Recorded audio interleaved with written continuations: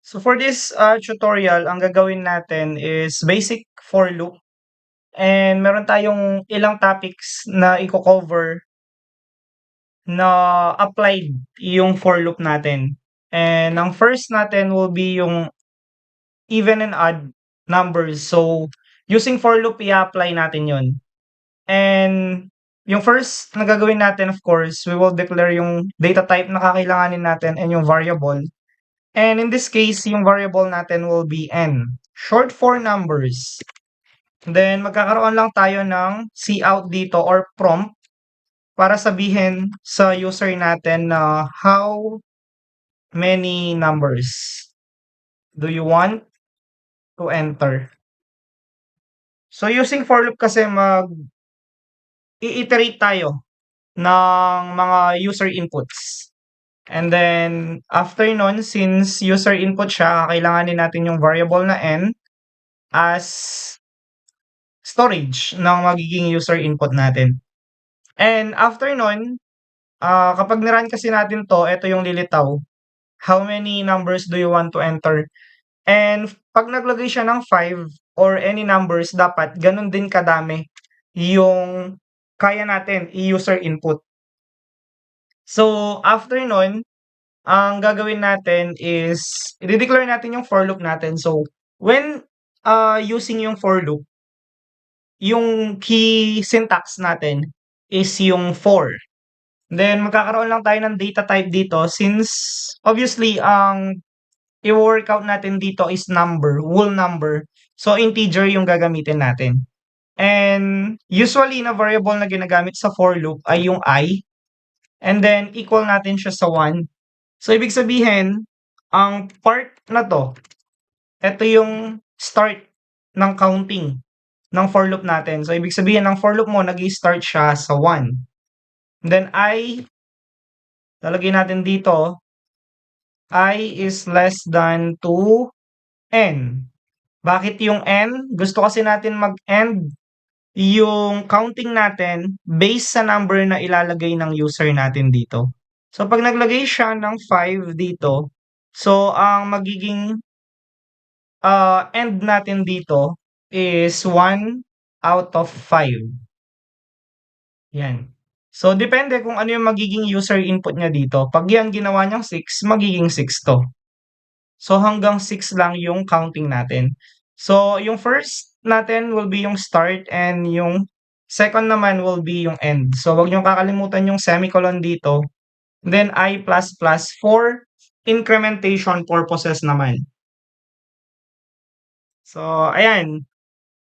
So after nun, ang next naman na gagawin natin, since ang incrementation natin dito obviously ang ginagawa lang naman nito is add one value into the existing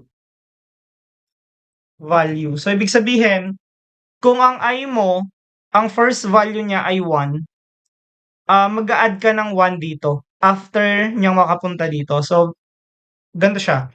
So 1 yung I mo, magpa-plus ka, sabi kasi dito increment ng 1. So mag-1 ka, mag-i-equal siya sa 2. Yung 2 na yan, mag-iikot-ikot siya hanggang sa ma-reach natin yung end ng number natin. Kasi yung end natin is hanggang 6.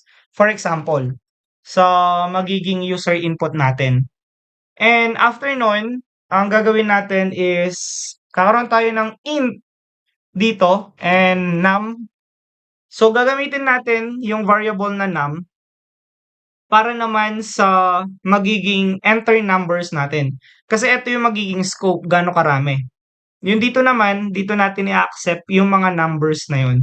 So ang gagawin natin, cout, enter numbers. Okay, so after nun, semicolon, cin, kailangan natin ng container or storage. So kukunin natin si num. And then after nun, after ng receiving natin ng mga numbers, so dito nagagana kasi yung for loop natin. So kapag naglagay siya ng 6 dito, 6 na numbers yung i-input natin dito. And then After nun, ang next naman is we need to determine kung yung number na ini-input ba niya ay odd or even siya. So magagawa natin yan using yung if condition natin. So sa if natin, ang tinitest kasi natin dito yung number na paglalagyan natin. So since pag nag-enter siya ng 1 dito, yung 1 na yan papasok siya diyan sa num na 'to. So si num yung i-va-validate natin kung odd or even ba siya. Now, kapag pumunta kayo sa Google, ang nagiging formula para sa odd or even yung modulo 2 equal to 0. So kapag ang value, for example, kinompute mo siya at naging value niya ay 0, automatic, sasabihin natin even number. And then the rest, kapag naging 1 yan, naging 2, 5, ganon, and usually 1, odd number naman yon. So ang gagawin natin, dito sa baba, ang gagawin mo ay cout, and then sasabihin natin dito, even number. Then, mag-e-end line tayo dito. Then, after nun, sa baba naman natin will be yung else. Sa else natin, kahit sa C++, ang else natin wala na siyang condition na nilalagay. Kasi ito na yung last resort ng program natin, yung else. So, dito pupunta yung program kapag naging false lahat ng statement natin. So, ang gagawin natin, copy natin siya, paste. Gagawin natin na add number ito. Then, try nating i-run yung program and check natin if wala siyang error, and meron tayong error dito. So, num was not declared. So, dapat nakapasok ito sa mismong for loop natin. Yan. So, pinasok ko lang siya kasi ito yung opening ng for loop, ito yung closing ng for loop. So, papasok lang natin siya sa for loop kasi hindi ma-reach ng scope natin yung num. Kasi nandito sa for loop yung num natin. So, run natin siya.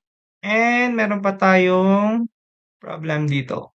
So, oops, using namespace std. Aalisin ko na lang to. Gagawin ko na lang siyang /n. /n. Then, run natin siya and okay na. So, check natin